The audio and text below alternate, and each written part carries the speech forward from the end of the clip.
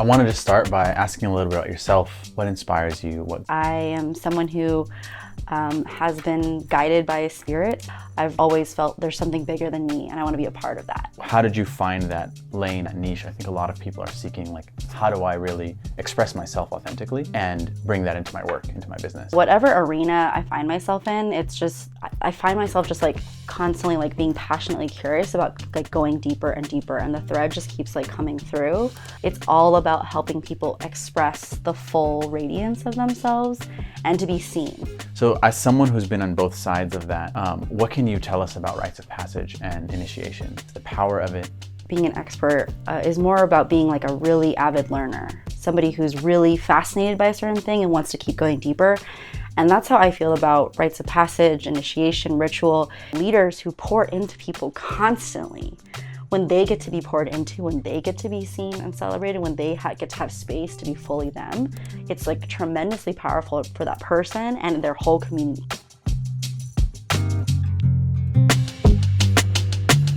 Hello, Lotus. Good to be with you. I wanted to start by asking a little bit about yourself. You're someone who is very passionate about your purpose, about your mission here in the world, about being of service. So I'd love to hear a little bit about what inspires you, what guides you, what has you in action in these beautiful ways. Thank you. Yeah, I'm excited to be here.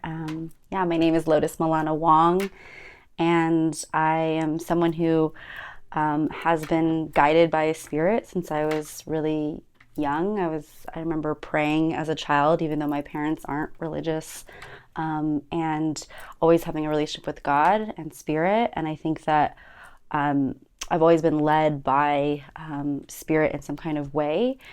And sometimes that was more explicit. Like now I'm really owning that. But when I was younger, I didn't really know what it was exactly. I just felt connected to something greater than myself. And throughout the like many decades of me being involved in various movements and various communities, I've just always felt there's something bigger than me and I want to be a part of that. Like I feel like my soul came and incarnated in this lifetime to like go all in and really be a leader and a nurturer and a creative and a teacher and someone who, you know, wants to be whole and fully expressed in this lifetime. And so I've been really blessed to be a part of many different iterations of that. But when you look at the through line of, you know, whether it was like building and leading organizations and helping them with their cultures, or building social impact movements, social entrepreneurship movements, or now in the spiritual context, very explicitly, it's like always been this thread of community. Because for me, community, like us coming together in unity is so much of like the social fabric of our lives. It's like we cannot survive without each other. And so I think like spirit, community, and really creativity have been such through lines in my purpose and my path. I love that, you know, as your friend, as your collaborator, I get to see you in these different roles as a creative, as a spiritual practitioner, as a leader in the community. And we're co-directors of Embrace. And I'd love to hear from you a little bit about the origin stories of Embrace and how that is a space where you get to bring all of that. Yeah, Embrace has been such a beautiful co-creation between myself, you, originally Gerald Jones III, who matched us up, and then our good friend Inertia DeWitt were the kind of founders of that. And it's interesting because we were all walking our own unique spiritual paths, our own doing our inner work, our healing work.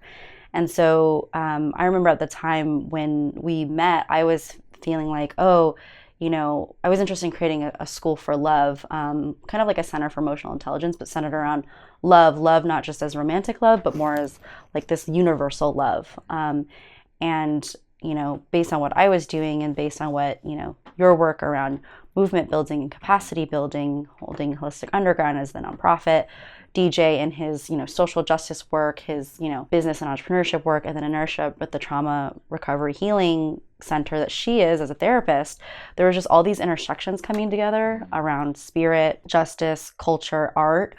And I think it's these intersections that really were some of the initial pillars of what Embrace began as. We were like, how can we create the spaces that we really want to be a part of? Because we were finding that it was difficult to meet all of those needs in one place. And it's all these different things that make us whole. You know, it's being people who are walking our paths, we're not just one thing. And sometimes when you go to an event, it's one or the other, and you have to check a part of yourself at the door. And it's also often not centered around people of color who sometimes feel that other spaces aren't accessible to them, whether it's a spiritual space or even a justice space. It's just like what's so cool about what we've created is not only is it wholesome, where that's a really big pillar now especially, or it's always been that way, but it's like more expressed. But it's a place for people to be in their full range, their multidimensionality, their intersectionality, their various paths can all be present here because we have shared values. And so that's been such an honor to be a part of from the last 3 or 4 years, and I'm excited to see what comes from there. Over the years that I've known you, I've gotten to see you be like an essential, like key contributor to all these different organizations and movements and businesses, and many of them have grown to these huge places, largely due to the contributions you've made.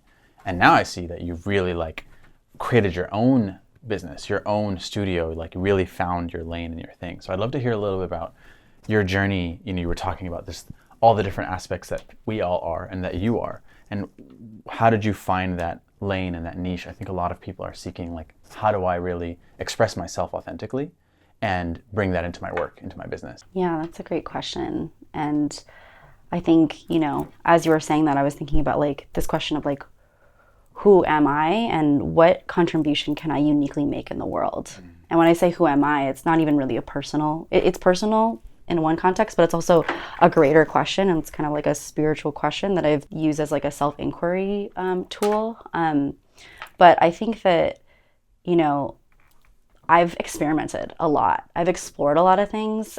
In the Chinese astrology, I'm the year of the snake, and the snake is all about shedding skins and transforming. I also have a dragon in my kind of larger Chinese astrology, which is all about celebration and expression and production and performance. And so I think that I have kind of found myself belonging in arenas of aliveness.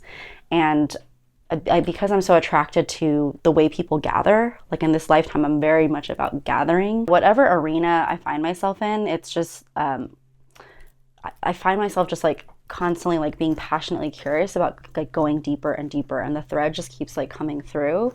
I think that now, as like, I always saw other entrepreneurs in their shine and like their visions being cast in the world, and I was all about helping them elevate and enhance those visions and bring them to life.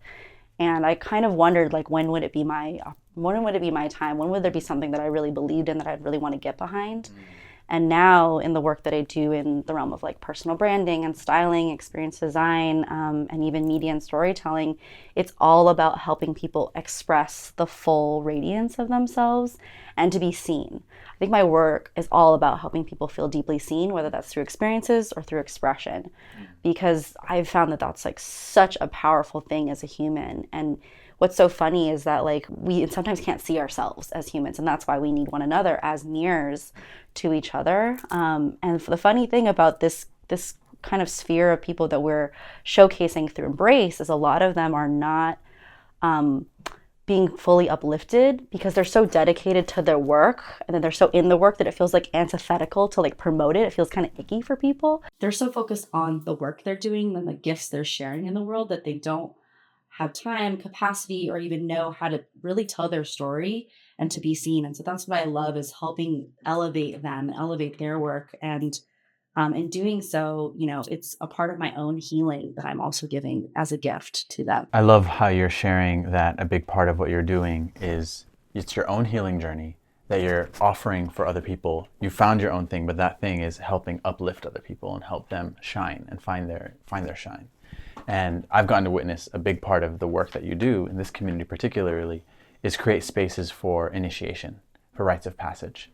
I know you both have been initiated in your own right, like you needed that rites of passage for yourself, and you called that in, and you created the container for people to provide that for you.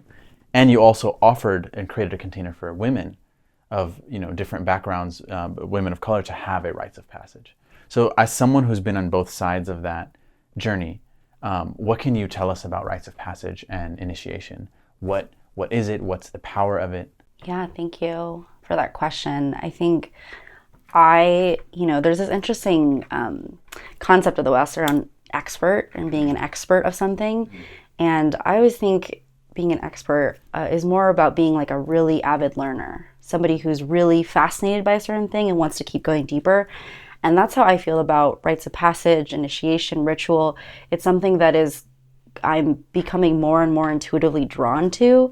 And so everything that I'm creating is intuitive, and it's mostly led by spirit going through me. And then my background as a facilitator, as an experience designer, as a trainer, I'm bringing a lot of that structure and kind of like the science of, but the art of it is like coming from, I'm, assuming that it's coming really from like lineages past. And so what is a rite of passage? I really see it as, we as humans are going through our developmental stages of growth, and in different cultural contexts, when we were in those places from our like families of origin and our countries of origin, we perhaps had those rituals baked into the fabric of that culture.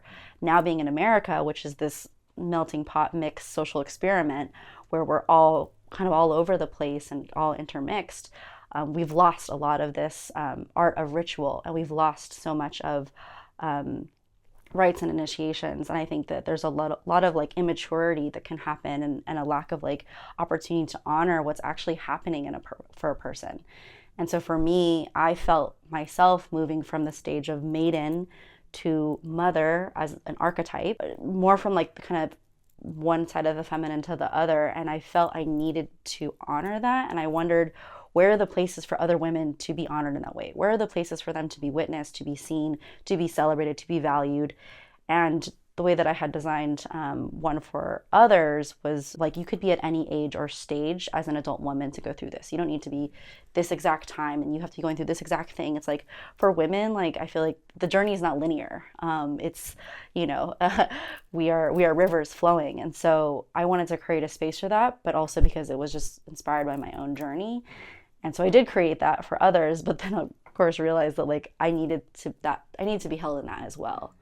And so I received that on my 33rd birthday, and actually my 35th birthday.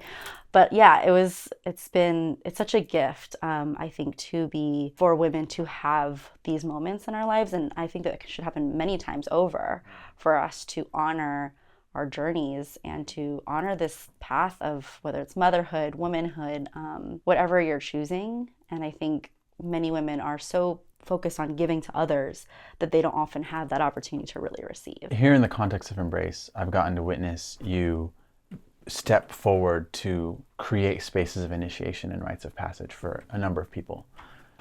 BCB and Tati are having a baby, let's have a ritual baby shower, and you're coming together. Our brother David needs one, Misha needs one. So I want to know, like, what is it that inspires you to say, okay, I want to co-create this rites of passage space for this person. I feel called to create that space. And then in the process of doing that, on that journey of learning about that, like, what have you learned about rites of passage, about initiations, and what makes it powerful, what makes it work? Yeah, when I think about our community and holding rites of passage and initiation or ritual for them, I think, these people have become my chosen family. And, in the Bay Area, I don't have close family here. I don't have any actual like blood family here anymore. And so for me, I'm creating a context where I can have that experience and be in a village.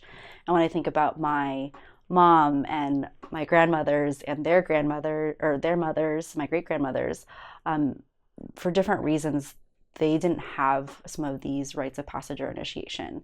My grandmother's mother, Lily, died when my grandma was 13. So she missed out on a lot of that. And then because she didn't get that, then she wasn't really fully able to give it to her daughter. And so even though there's so much beauty in my family, I think there's a quest for freedom and a quest for expression and a quest to be seen and heard. And so because that's where I'm coming from in my cultural context as a Chinese American woman, third, fourth generation, I'm now in this present day feeling connected to that, but also connected to kind of spirit in a big way, and as a global citizen. And so I'm seeing this community in this context and feeling like this is a place where I get to share what I would have loved, what I would have loved for my families. for my family, and what I will share with my future family. For whatever reason, Spirit kind of orchestrated and kind of appointed us to connect in this way. And for the last year, I've been really investing in them, and they've been investing in me. And so, we have things in the West like birthdays and graduations and promotions, and people kind of know what that is. But what I always craved, because my mom is a host and my dad is a host, so we both my sides of my family are gathering. But what I always craved and was missing in that is that like deep connection and that reverence. That's not really happening in those contexts. It's definitely like social and it's sweet and it's beautiful in its own way, but that's what I was craving. And so when we, take, for example, somebody's birthday and we turn that into not just a kind of typical social gathering, but when we add this element of turning that into a rite of passage for somebody and having a community have a new experience, that's incredibly powerful. And it's kind of just been intuitive, and I've also gotten to collaborate with so many different team members within our group, which is also very powerful. But leaders who pour into people constantly, when they get to be poured into, when they get to be seen and celebrated, when they get to have space to be fully them. Because sometimes what's hard as a leader is you are holding a lot of power. I don't like say like shrink that, but just like hold that differently so that you don't overpower other people. And so in these moments, it's like, we want to see the fullness of you. We need you to step up. We need you to take your place. We need you to share all of your gifts. And that's when that calls someone forward. It's like tremendously powerful for that person and their whole community, because their whole community is showing and sharing that they're fully invested. Plus, what's cool about when you're in a social gathering where that happens, sometimes I go to a birthday party and I don't know anyone except for the person, and then I feel kind of weird. But what happens when you do something like that, where you create a ritual where everyone's pouring into that person, is everyone sees what they have in common, which they all love this person. And all these feelings that they have under the surface, they now have a place to fully express them. It's so beautiful. And after that, people feel more connected and they can relax. When people can relax, then they can actually form deep connections. And it's our deep connections and ties which weaves the fabric of our lives. And we need that for our survival. We need that for our healing. We need that for our evolution as a species. I love what you said about how these moments of rites of passage, they create the connection opportunity and those threads that we get to weave, and that really sustains people. It really can be so healing, can be so recharging. And I've noticed how in our own community, through these rites of passage, even though not everyone can be best friends, but everyone can show up for each other in those key moments, and boom, the depth in that connection. So it's just, I've just felt it, right? Even in my wife got to experience the rites of passage that you put on. I got to see and feel this blossoming in her, right? And see it in so many other people. So I'd love to just kind of build on that and hear from you. What have you learned as a community builder, community weaver who uses these wholesome gatherings, uses these different technologies, social technologies, about building community? Like, what have you seen as the challenges? What are the big lessons you've learned? Yeah, when it comes to community, I feel like that's if you bite that off in this lifetime, if your soul says, oh, that's a contract I'm gonna sign and roll with, it's something that I feel like I'll never quite fully know in this lifetime, because it's beyond me. And I think that's actually what's really interesting about being an individual who's so centered in my own work, but then also being very a part of the collective, is learning to what's in my control, what's not in my control, what's mine to do, what's not mine to do. How can I really trust and lean into spirit and allow? But then also as a designer, I'm here to I'm trying to shape things and curate things. And I think for me, it's an art and a science. There are specific things that can support the structure of a community. I've studied a lot of different organizational structures and social structures, holacracy, sociocracy, seeing different models of way people organize each other, centralized, decentralized. How do you go about power, hierarchy, all these things? I've really studied that a lot. However, I think what I'm learning now is, it's always about the power of relationships. It's always about the strength of the connections. And that's why people are here in human form. It's we're here to connect with ourselves, with source, with the earth. And then there's also this really big piece around the mission. Why are we here? What's the mission we're here to do? So when I think you create a community that has a very clear mission and has really strong relationships, those are such key pieces to having a community that has a lot of sense of wholeness. And the list goes on in terms of lessons. But I would say that it's definitely something that I feel is so critical to our flourishing as humans. Like with that, like for me, community gives me everything: work, relationships, friendships, family. And so my prayer is that all beings will be able to have and experience beloved community. Another thing that's unique about what we've been building here is that we co-lead Embrace, right? We're not one leader, we're co-leading, and there's also a kind of community leadership, a stewardship council, and we all come together. So what has this journey and also your own journey taught you about leadership, about power and holding that power of leadership? What have you learned that we can take from? Yeah, I think being a leader is another lifelong journey and quest. And it's interesting because in my family, both my parents are kind of the leaders of their prospective families. They're no longer together. And I think because they couldn't really figure out how to make co-leadership work between them, interestingly enough. And it's not really for everyone or for every organization. But I think that it can be very complementary when it works well. And what's interesting about Embrace is we tried different models. We tried kind of all four of us doing it, then two of us, and then you, and then right now we're in this configuration of you and I. And I think it like is overall working like extremely well because we both are individually doing our inner work, individually have our relationship with spirit, have a lot of communal relationships. So we're both bringing a lot to the table. And then we have, I think, complementary strengths. I think what can happen in co-leadership or just even in leadership at all is just like it's power, right? And power unchecked, and when people, in my opinion, aren't led by something greater than themselves, can lead to a lot of messiness. And even if you are led by that, it could, like, it's just a part of the game. It's just you sign up for it. I think, when it comes to the way that we're co-leading right now, what's really beautiful about it is that we're both able to take pauses when we need, and the other person can lead, the other person can drive. You hold roles that like I really, don't want to hold and vice versa. And I think it shows to our community like what we value. We value the role of men in leadership. We value the roles of women in leadership. We value like diverse perspectives. We're walking the talk. And, we're also both are having similar paths of being humbled on this journey of leadership. We meet weekly and we talk about like the things that we're learning. And I think, there's tensions that for sure like come up, but that's like, it's those tensions that actually can really create beauty, really creates like the pressure that creates like the diamond. I think that we're able to hold that. And frankly, leadership can be very exhausting, and it can really, like, so many leaders burn out. Like the biggest reason one of my mentors has said to me why brilliant people fail is because they burn out. And I've been through cycles of burnout, so have you. And so I think being in this kinds of model ideally creates more sustainability. And even within us, we've had to take pauses of like, it's winter, let's winter, and like we're gonna come back out in spring with this next iteration.